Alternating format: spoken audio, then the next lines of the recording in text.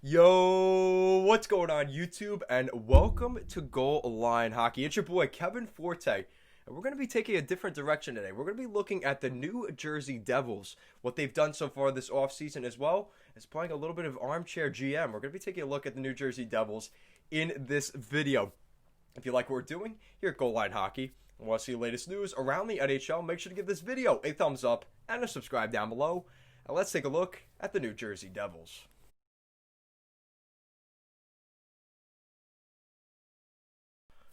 Alright, so before we get too far into this video, just want to give a couple of quick plugs to our Instagram and Twitter handles at goalline_hockey. We put plenty of content on there. I've been specifically working on the Instagram a little bit more, so make sure to check that out. Links will be in the description down below as well as throughout this video. Alright, so with that out of the way, we're taking a look at the New Jersey Devils today, as we haven't talked about the Devils much over the past couple of months because, well, there really hasn't been much to talk about with the New Jersey Devils. They bought out Corey Schneider, and it seems like that's the only thing we've heard out of Jersey over the past couple of months. So, let's take a look at the Devils. So, they went in big last offseason because last year, they bring in PK Subban. They have, Jack Hughes with the first overall pick, and they add Nikita Gusev, who looked like was going to be a huge acquisition.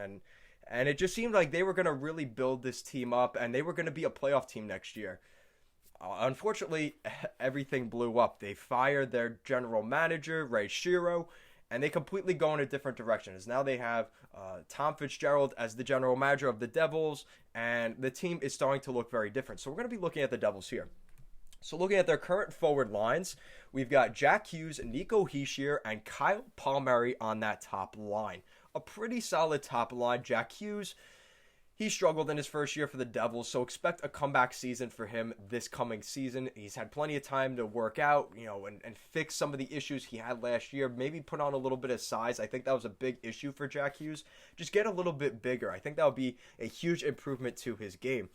And then on the second line, you've got Nikita Gusev, Travis Zajac, who is, God knows, I don't even know how he's still there, and Jesper Bratt.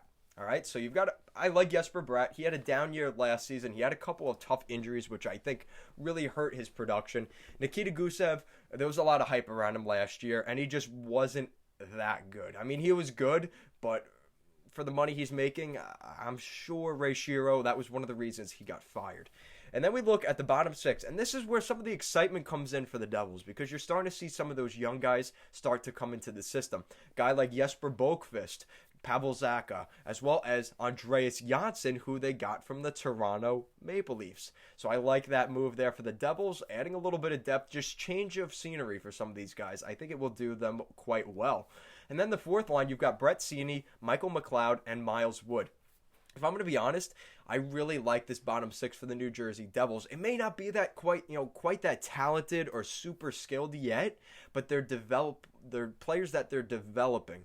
And that's really what's important. Boqvist, Ceni, Mcleod. I mean, I like all those guys. And Miles Wood, I think he had a tough season last year. He's going to look to bounce back. The hype around him is that he could become a top six forward in the NHL, and he kind of fell back last season. Andreas Johnson, like I said, I think that was a great addition by the Devils. One of the few moves they made this offseason, but I really do like that move.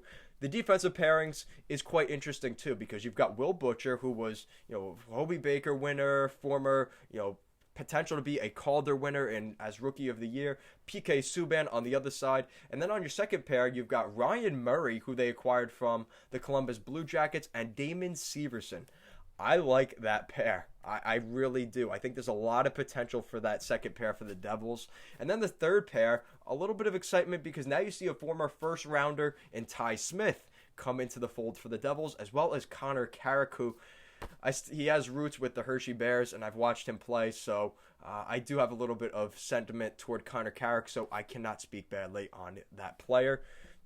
And then you look at their goaltending situation. You've got Corey Crawford, who they acquired in the offseason, another one of their moves they made, and Mackenzie Blackwood. I think that's a very good goaltending tandem. I think the Blackhawks really made a mistake in letting both Leonard and Crawford both walk this offseason.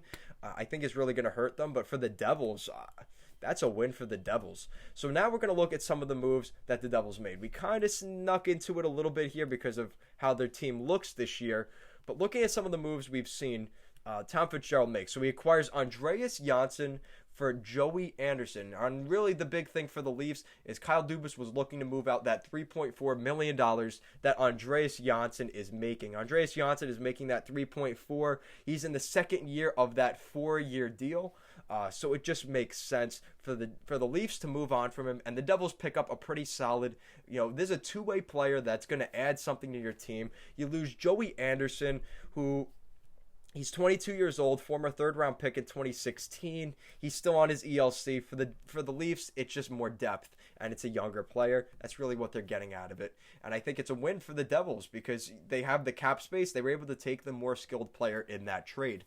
And then we look at another trade, again, dumping cap space to add a fifth, they trade a 5th-round pick to the Blue Jackets to acquire a top 4 defenseman in Ryan Murray, but they take his $4.6 million cap hit. Now, remember, he's in the second year of this 2-year deal, so his contract will be over at the conclusion of this season. He just really hasn't developed into the player that I think the Blue Jackets were hoping for. He's 27 years old. He is a left shot defenseman, former 2nd overall pick in 2012.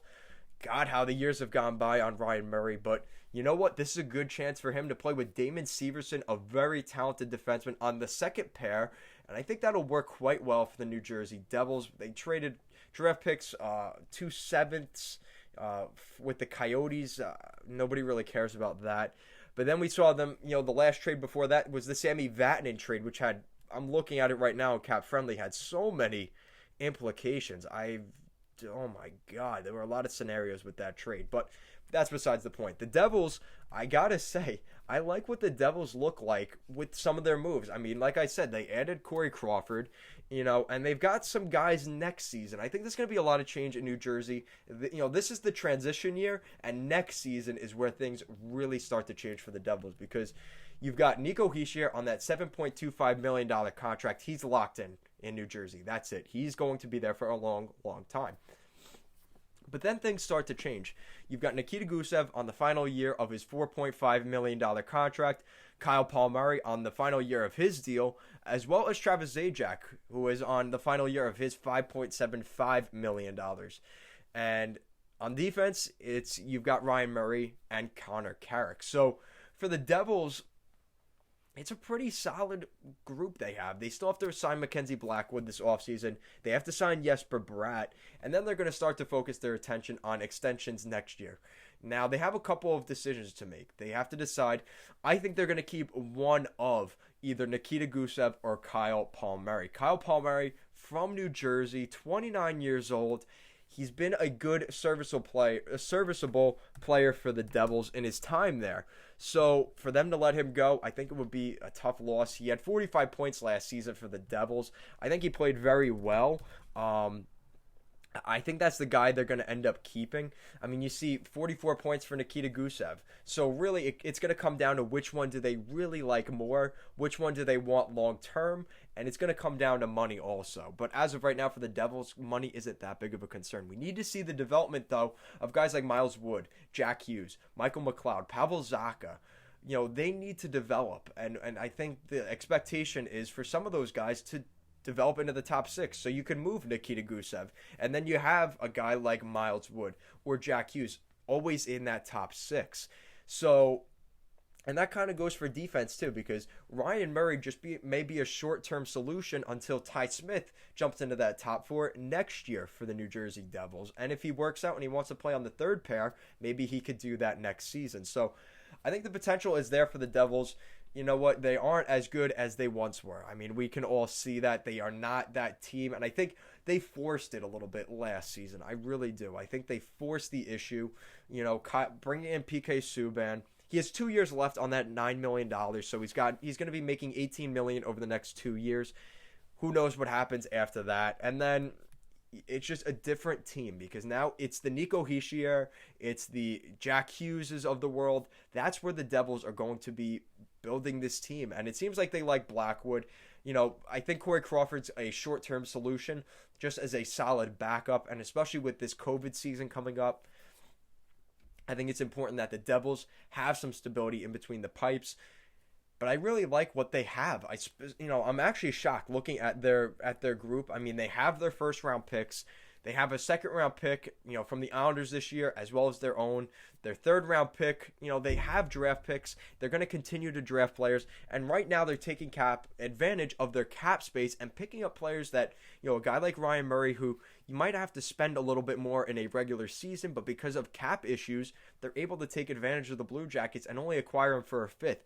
Joey Anderson, they picked him up, a third-round, a player that was picked in the third round for a serviceable middle six forward in Andreas Johnson. So I think that's another win for the Devils. And not to mention, they have $18 million in cap space still at this point. So let me know in the comment section down below. Big question. Who do you think they're going to extend next season? Because I think it's going to be one of Nikita Gusev or Kyle Palmieri. Let me know in the comment section down below. And if you like what we're doing here at Goal Line Hockey and want to see the latest news around the NHL, make sure to give this video a thumbs up and a subscribe down below. Thank you so much for watching, and let's go Devils.